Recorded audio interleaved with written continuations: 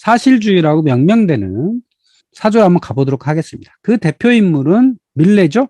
자, 밀레라는 사람이 농촌을 그리기 시작합니다. 밀레도 원래 농촌 출신이었고요.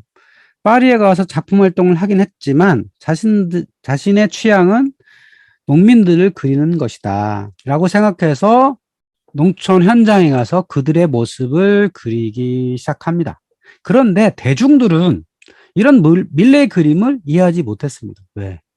여전히 고전주의의 그 아름다운 그림 같은 상세한 소묘가 있는 그런 것들을 좋아했죠. 그리고 당시에 전문가라 여겨지는 비평가들도 그런 그림을 여전히 좋다고 생각했고요. 그런데 이 밀레는 파리 외곽의 농촌의 모습을 자연스럽게 표현하려고 노력을 했습니다. 여기 밀레의 이삭 줍는 여인들이 있죠. 이 그림에 대해서는 여전히 해석이 많아요. 이 미삭 줍는 여인들은 빈민들이다. 저 멀리 마차가 있는 이 모습은 이 땅의 지주들이다. 뭐 이렇게 해석을 하는 사람들이 많은데 그런 해석을 안 하고도 이 그림을 보면 오히려 쉽습니다. 밀레는 그저 농촌에 나가서 그냥 자연스러운 모습을 그렸다는 거예요. 이 화가가 심오한 철학적 얘기를 담지 않았을지도 모른다. 그냥 자연스럽게 그린 것이다 라고 볼 수도 있습니다. 자, 여기 브리헐이라는 사람이 그린 시골의 결혼 전체가 있죠. 밀레보다 한 200년 전의 그림인데 이곳에서는 농부들이 좀 독특한 모습으로 그렸어요. 약간의 우스꽝스러운, 약간의 어색한 이런 농부들의 모습이었다면 밀레는 훨씬 더 자연스러운 농부들의 모습을 그리고 있죠. 밀레의 그림을 볼 때는요, 이 그림은 따로 스토리가 없지 않겠느냐, 따로 스토리를 따지지 않고 감상하는 시대가 되었다라고 하는 겁니다. 밀레의 씨 뿌리는 사람입니다. 씨를 뿌리는 청년의 모습을 이렇게 그리고 있죠. 이곳에 무슨 스토리가 있겠어요? 또 여기 숲의 가장자리에 앉아있는 양치기다. 양치기가 지나가다가 양을 몰고 가다가 힘들어서 잠깐 쉬고 있죠. 아니면 양떼들이 지금 열심히 풀을 뜯고 있기 때문에 굳이 양떼를 쫓을 필요 없으니까 이렇게 쉬고 있는 그런 모습을 자신의 소묘법, 그러니까 밀레 특유의 소묘법을 통해서 그려내고 있습니다. 밀레의 그림 중에서 가장 유명한 건 이 만종이죠. 이 만종 그림은 살롱에 출품이 되었습니다. 당시에 아카데미아라고 하는 그 곳이, 그러니까 프랑스 왕립 아카데미아가 있었죠. 거기서 주최한 전시회가 살롱이죠. 살롱에 입선되느냐 안 되느냐 이거 상당히 중요한 과제였는데 이 그림은 살롱에 입선되어서 출품되었기 때문에 사람들한테 밀레의 그림이 많이 알려져 있고요. 뭐 이 그림은 여러 해석에 의하면 다른 얘기도 있더라고요. 여기 바구니가 있는데 두 부부 사이에 감자바구니가 있죠. 감자바구니 밑에 원래 아이의 무덤이 있었다. 아이를 땅에 묻고 부부가 기도하는 장면이었는데 그것이 뭐 이야기가 좀 이상하니까 그거를 지우고 감자 바구니를 그렸다라고 하는 썰이 있어요. 이 그림은 유화니까 유화는 위에다 덧칠하고 새로 그리기도 하잖아요. 뭐 그래서 그런 여러 가지 썰이 있는 그런 그림이기도 합니다. 밀레 그림과 그로부터 후대 사람인 고흐의 그림이 상당히 닮아 있다라는 걸 발견할 수 있습니다. 물론 소묘법이 많이 다르죠. 고흐는 고흐 방식의 소묘법을 했는 거고 밀레는 밀레 방식의 소묘법을 한 걸 뿐인데 전체적인 구도, 느낌 같은 걸 보면 고흐가 밀레의 영향을 많이 받았구나라는 걸 느낄 수가 있습니다. 그렇죠? 왼손은 씨가 보관된 보자기 같은 걸 들고 있고 오른손으로 뿌리고 있고 저 멀리 언덕이 있고 태양이 있고 집이 있고 이런 것들을 그렸구나라는 것을 볼 수가 있습니다. 밀레와 같은 사실주의 범주에 포함시키는 사람이 꾸르베라는 사람이죠. 이 꾸르베의 작품으로부터 르 리얼리즘, 사실주의란 말이 이제 등장을 했는데요. 여기 꾸르베 씨 안녕하십니까라는 그림을 보면 오른쪽에 배낭을 맨 사람이 꾸르베예요. 그리고 왼쪽에 있는 두 사람은 뭐 지역의 명사, 귀족이었겠죠.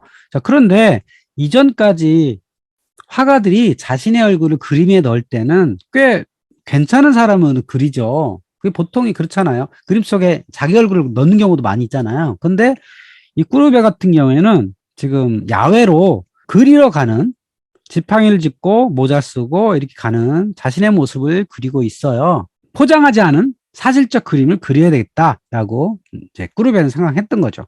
근데 이거는 어찌 보면 카라바조가 추구했던 바로크 시대의 사실주의에서 영향을 받지 않았을까 이렇게 곰브리 선생은 이야기하더라고요.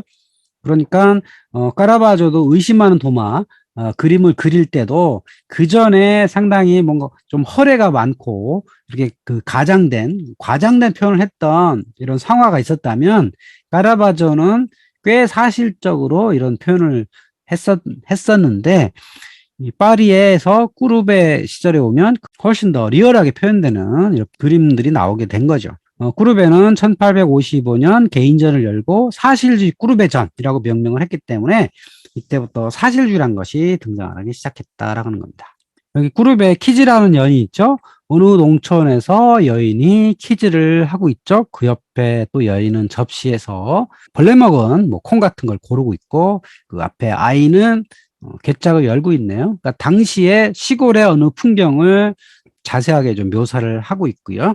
여기 돌 깨는 사람 같은 경우에도 어느 채석장에서 돌을 깨는 모습을 그려주고 있는데 그 당시의 세계를 본 그대로 구현하고자 하는 의지, 아름다움이 아니라 진실을 예술에 담고자 노력했다라고 하는 겁니다. 여기까지 했죠? 자, 다음에 등장하는 인물이 누구냐면 마네라고 하는 사람이죠. 자, 마네가 1863년에 낙선자 전람회에 이 그림을 출품했습니다. 낙선자 전람회가 뭐냐면 당시 살롱이 있었다 그랬죠. 아카데미아에서 주관한 살롱이 있었는데 그 살롱에서 당선되는 사람은 누구냐면 역사와 뭐 성화 이런 거죠. 말하자면 고전주의를 했던 사람들이 주로 당선됐고 거기에 벗어난 그림을 그린 사람들은 낙선됐던 거예요. 근데 이 낙선된 사람들이 그 위원회에다가 여러 이제 얘기를 한 거예요. 왜 살롱이 그렇게 옛날 방식만 추구하느냐. 우리도 뭔가 전시할 수 있는 기회를 달라. 그렇게 요구하니까 주최 측에서 낙선전이라는 걸 열었습니다. 낙선한 작품들을 골라가지고 따로 전시회를 마련한 거예요. 그런데 이 낙선전에 엄청나게 많은 사람들이 몰렸습니다. 근데 낙선전에 몰린 사람들은 낙선전의 그림을 칭찬하기 온 게 아니라 욕하러 온 겁니다. 됐다니까 아주 후진 그림이다라고 생각해서 와서 욕하려고 와서 보니까 여기 풀밭 위에 점심이라고 하는 누드 그림이 있는 겁니다. 이 그림을 보고 엄청나게 욕을 했다는 거죠. 자, 그 전까지의 누드 그림은 어때야 되죠? 당연히 여인의 누드니까 여신이어야 되고요. 세련되고 멋있어야죠. 그런데 이 그림은 그렇지가 않죠. 사실주의풍이 들어간 것 같기도 하고요. 여기 남자 2명, 여자 2명이 있죠. 남자 2명은 옷을 잘 갖춰 입은 거 보니까 뭐 귀족이거나 뭐 부르주아거나 이러겠죠. 그런데 여자는 뭐 창녀인 것처럼 느껴지기도 하죠. 그 전까지의 누드는 창녀라 하더라도 몸매 좋은 사람을 그려야 되는데 이 여인은 좀 그렇지 않단 말이에요. 그러니까 많은 사람들이 이거에 대해서 비난을 했다는 거죠. 아마도 마네라는 사람은 베네치아의 화가였던 조르지오네의 그림을 참고했지 않았겠느냐 이렇게 생각할 수 있습니다. 여기 폭풍이라고 있죠. 베네치아 아카데미아 미술관에 가면 아주 조그맣게 있는 이 폭풍이라는 그림인데요. 당시로 보면 엄청나게 획기적인 그림이었어요. 그러니까 조르조네과 같은 그림을 그 전까지는 아무도 그리지 않았던 거예요. 조르조네는 일찍 죽었기 때문에 이 그림에 대한 평가가 별로 없었어요. 좋다 나쁘다가 없었단 말이죠. 그런데 이 마네의 풀밭 위의 점심이 나왔을 때는 엄청나게 많은 사람들이 비난을 했고 이 사람은 공중도덕을 지키지 않는 위험인물이다라고 해가지고 낙인을 찍게 됩니다. 근데 마네라는 사람은 집안이 부자였기 때문에 아버지한테 꽤 많은 유산을 물려받았어요. 그래서 뭐 낙선전에 사든 말든 사람들이 욕하든 말든 그림이 팔리든 안 팔리든 그건 중요하지 않았어요. 자신만의 기준을 가지고 했었죠. 자, 그렇다면 아카데미 살롱에서 입선 기준이 뭐냐?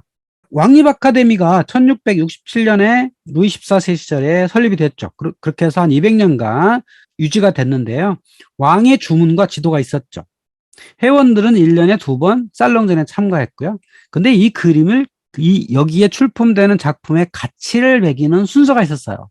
성경, 신화, 고대사, 당대 역사적 사건, 인물, 장르, 정물, 풍경 순으로 가치가 있다고 여겨졌습니다. 그러니까 역사 그림, 인물 그림, 장르 그림 이런 것들이 우선순위가 있었고 정물이나 풍경 이런 것들은 가치가 별로 없다라고 생각했던 거죠. 특히 여성 화가의 경우에는 아카데미 회원 가입은 가능하지만은 그랑프리 수상은 안 되고 역사화를 배울 기회도 없었다.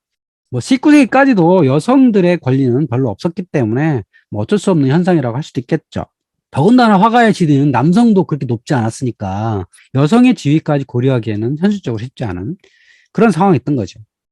이때 살롱에 낙선한 그 그림들은 대중들한테 인기를 얻기가 쉽지가 않았던 거죠.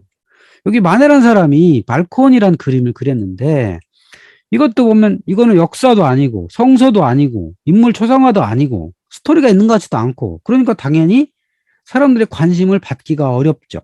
계속 비난을 받았는데 마네라는 사람은 나는 이 시대의 혁명가가 아니다. 나는 그 전에 그림을 뒤집어 엎고 나만의 어떤 화풍을 창조하려고 하는 게 아니다라는 것을 주장을 했죠.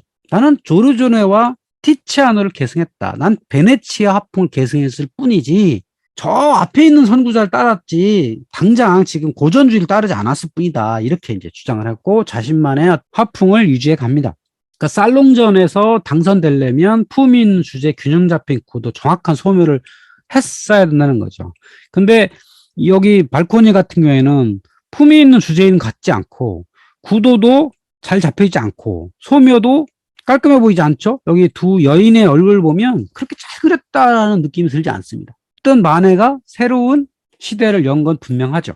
마네가 올림피아라는 그림을 그렸을 때도 상당히 시끄러웠습니다. 그리고 이 그림을 보러 많은 사람들이 찾아오죠. 왜? 욕하러 온 겁니다.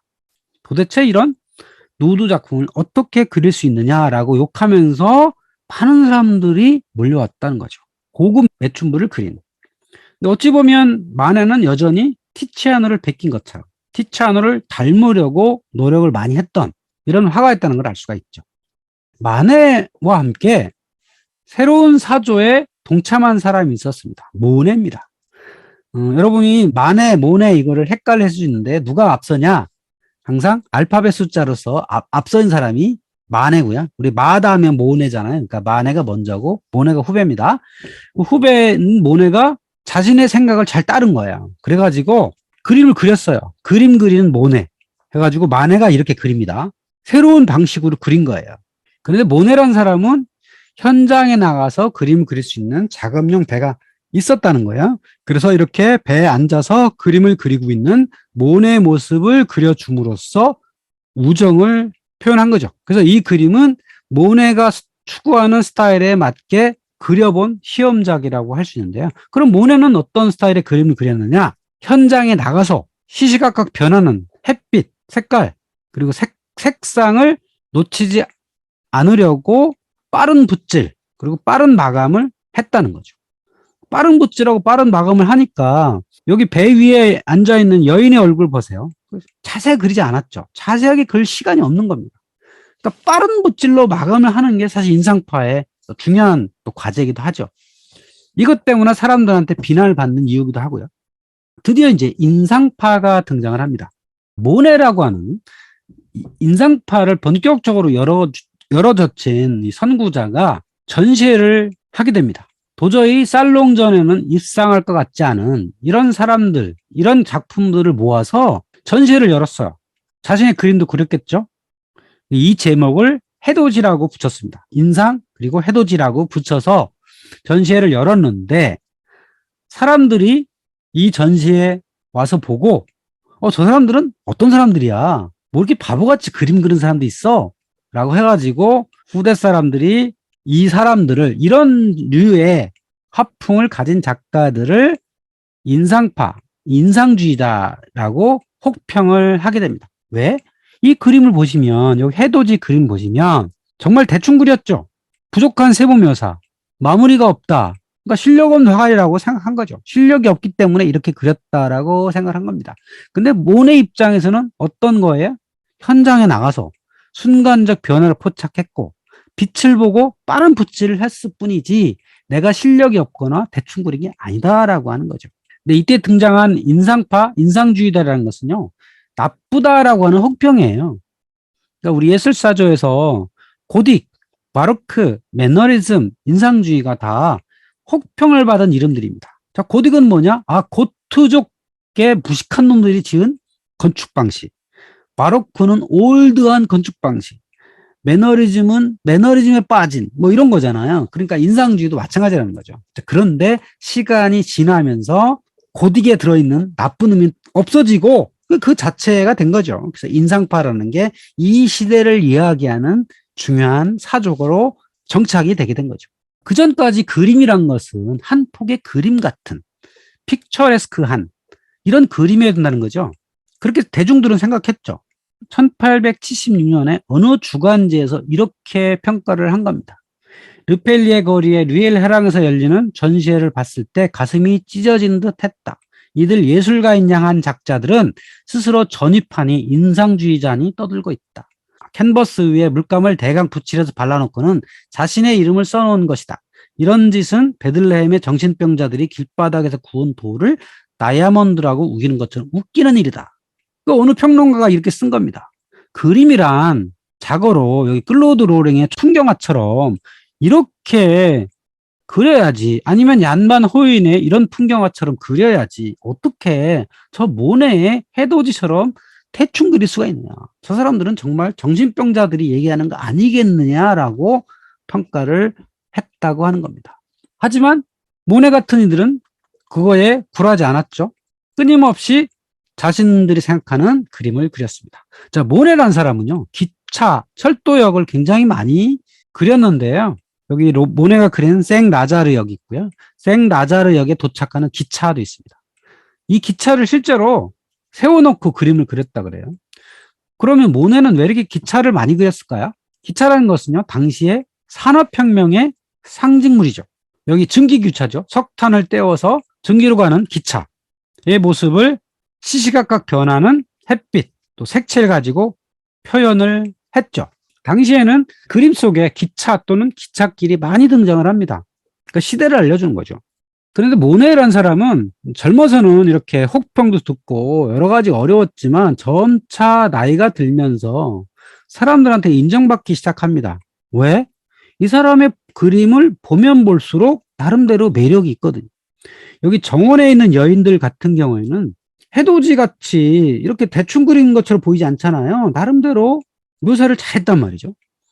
여기 파라솔을 든 여인 까미유와 장, 이 까미유가 아내고요, 장이 아들이에요. 야외에 나가서 초상을 그린 거죠.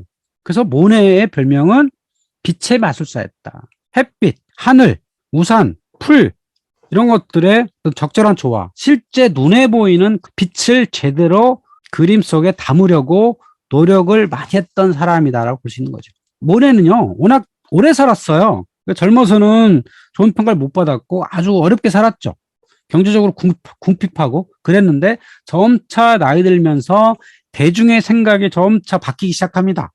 그러면서 아주 높은 평가를 받아요. 모네가 그린 대표 작품은 수련 연작입니다. 29년이나 그렸습니다. 모네 수련이라 검색하시면 엄청나게 많은 그림이 뜨고요. 말년에는 경제적으로 풍족한 대중의 사랑을 받는 이런 작가로 지낼 수 있었던 거죠. 자, 르누아르라는 작가를 한번 가봅니다. 자, 르누아르도 마찬가지로 상세 묘사보다는 빛에 집중하죠. 블랭드라 갈레트의 춤이라고 하는 그림이 있죠. 자, 이 그림을 보면 대중들은 뭐라고 생각했느냐? 정말 대충 그렸다라고 말을 했다는 거죠. 이 그림을 통해서 엄청나게 많은 비난을 얻습니다. 자, 왜 그러냐면 여기 얀 스탠이 그린 세례 잔치가 있죠. 모름지기 그림이라면 이렇게 그려야 되는 거 아니야? 라고 생각하는 거죠.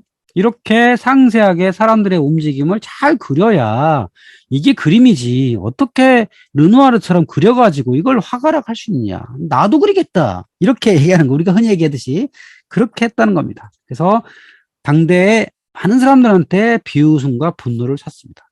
근데 만약에 당대에 이렇게 비웃지 말고 그림 한 점이라도 샀다면, 르누아르의 그림 한 점이라도 샀다면 부자가 됐을 것이다. 이 곰브리지 선생도 그렇게 얘기를 해요. 비난만 하지 말고 그림 한 점이라도 샀다면. 당시에는 그림도 쌌을 테니까. 샀다면 꽤 돈 많이 벌었을 텐데 그렇지 않고 대중들은 비난만 했다는 겁니다. 시간이 지나면서 이런 인상파들의 그림도 인정을 받기 시작하죠. 그리고 이렇게 인상파들이 야외에 나가서 그림을 그릴 수 있게 된 것도 어쩌보면 물감이 야외에서 그릴 수 있는 외부용 튜브가 생겼기 때문에 그것이 개발되었기 때문에 가능한 점도 있었습니다. 여기 구아르디라는 사람이 그린 베네치아 운하 같은 경우에는 이건 어떻게 그렸겠어요? 야외에서 그린 게 아니죠. 그러니까 스케치는 야외에 나가서 했겠지만 어느 정도 대략 스케치만 하고 들어와서 실내에서 했다는 거죠. 그런데 이 르누아르의 개구리 연못 같은 경우에는 야외에서 모든 걸 완성시키는 그런 개념이 완전히 다르죠. 르누아르라고 하는 화가는 비극적인 주제의 그림을 그리지 않은 유일한 화가랍니다. 여기 책 읽는 소녀, 이거 저도 굉장히 많이 본 그림인데요. 아주 아름답고 따뜻하며 예쁜 그림을 주로 그렸다고 해요. 르누아르가 한 말 있네요. 그림이란 즐겁고 유쾌하며 예쁜 것이어야 한다. 세상에는 불유쾌한 것이 많은데 그걸 그릴 필요가 있는가? 사랑스럽고 예쁘고 아름다운 것 위주로 그림을 그렸다. 그리고 자신만의 소묘 방식을 지켰고 빛과 색채를 잘 활용했다. 그래서 이제 인상주의에 포함시키는 작가라고 할 수 있는 거죠. 인상주의, 인상파의 연합이 있죠. 자, 인상파들은 함께 뭔가를 했다는 게 특징이 있죠. 그 전까지의 화가들은 물론 아카데미라는 곳에 있었긴 했지만 주문자에 따라서 이렇게 움직였다면 인상파 사람들은 주문자가 따로 있는 게 아니라 자신들의 어떤 모임을 통해서 물론 자신만의 화풍을 갖고 있긴 하지만 모여서 전시회도 하고 하다 보니까 이렇게 그룹을 지어서 활동을 했다라는 게 특징이죠. 여기 팡탱 라투르라는 사람이 그린 파티너리 화실이라는 그림이 있습니다. 만의 화실에 모인 무리들입니다. 자, 만에는 재산이 많았다 그랬죠. 그래서 자신만의 화실이 꽤 좋았습니다. 그리고 이 사람의 화실 중심으로 많은 사람이 활동을 했는데 여기에 있던 사람들이 뭐 마네, 드가, 세잔, 시슬리, 르누아르 같은 사람이죠. 그림 안에 누가 있냐면 붓을 들고 있는 사람이 마네고요. 그 왼쪽에 있는 사람이 르누아르, 그리고 졸라, 에밀 졸라 소설가죠. 에밀 졸라도 소설가이면서 비평가이기도 했어요. 그래서 이 인상파 사람들과 많이 어울렸죠. 에드몽 메트르, 바지우, 모네, 또 바티뇨이라는 것은 몽마르트의 이제 구역 이름이고요. 여기에서 화실에 있다가 이제 밤이 되면 게르부아 카페에 모여가지고 차를 나누면서 이야기를 꽃폈던 그런 사람들이었던 겁니다. 여기 바지우라는 사람이 그린 콩다민가의 화실이라는 그림이 있습니다. 여기에도 여러 사람의 작품이 등장을 하는데요. 바지우라는 사람도 부잣집의 아들이었기 때문에 이런 거창한 화실을 갖고 있었고요. 르누아르는 가난했기 때문에 이 바지우의 화실에 와서 그림도 그렸습니다. 여기 누가 이렇게 등장을 하냐면 아주 키 큰 남자 바지우가 있고요. 그 옆에 마네, 이 인상파의 어떤 대장격인 마네가 있고 그 옆에 모네가 있습니다. 벽에 그린 그림이 있네요. 서 있는 나체 여인 르누아르가 그린 그림인데 이거를 이제 바지우가 구입을 해준 거죠. 또 과일 정물은 모네가 그렸고요. 드가라고 하는 인상주의 화가 있죠. 이 사람은 그냥 보기에 인상주의 맞나? 그런 생각이 들 정도입니다. 왜 그러냐면 드가는 야외에 나가서 그림을 그리지 않았기 때문입니다. 자, 드가의 그림은 주로 경마장, 서커스, 오페라, 카페 풍경, 여인의 모습, 목욕하는 여인, 여인의 누드, 발레리나 주로 실내에서 그림을 주로 그렸죠. 그리고 왜 인상주의냐? 이 사람의 소묘법이 인상주의와 상당히 비슷하기 때문이죠. 여기 압생트라고 하는 그림 있죠? 압생트 한 잔. 프랑스에 주로 파는 보드카 같은 거죠. 압생트. 압생트를 놓고 여인이 있고 남자가 있죠. 카페에서 앉아있는 그런 모습이 있고요. 드가가 또 많이 그렸던 건 발레하는 여인들이죠. 발레 교습소라고 하는 그림이 있죠. 이 발레 교습소에서는 이 발레하는 여인들의 모습을 다양한 각도에서 그리려고 노력을 한 거죠. 인물들의 모습을 여러 형태로 그리려고 노력했던, 그리고 화가의 눈으로 본 인물, 그러니까 사진처럼 그리려고 하지 않고 직접 눈에 보이는 형태대로 그리려고 한다. 이게 사실 인상파의 중요한 특징이죠. 또 그 시대에 활동했던 조각가가 있죠. 오기스트 로댕이죠. 자, 로댕은 뭐 당시엔 이 사람은 처음부터 아주 이름값이 높았어요. 왜냐하면 미켈란젤로의 숭배자였기 때문에 미켈란젤로처럼 하면은 대중의 사랑을 받는 거죠. 그리고 뭐 조각 기술이 워낙 좋았으니까 이 사람의 작품 인정을 많이 받았는데 그렇다 하더라도 고전주의와는 분명히 많이 달랐다. 이 사람의 작품은 완벽한 마무리를 하지 않는다. 약간 거친 모습이 있죠. 여기 얼굴을 보시면 약간 거칩니다. 그리고 팔이 없어요.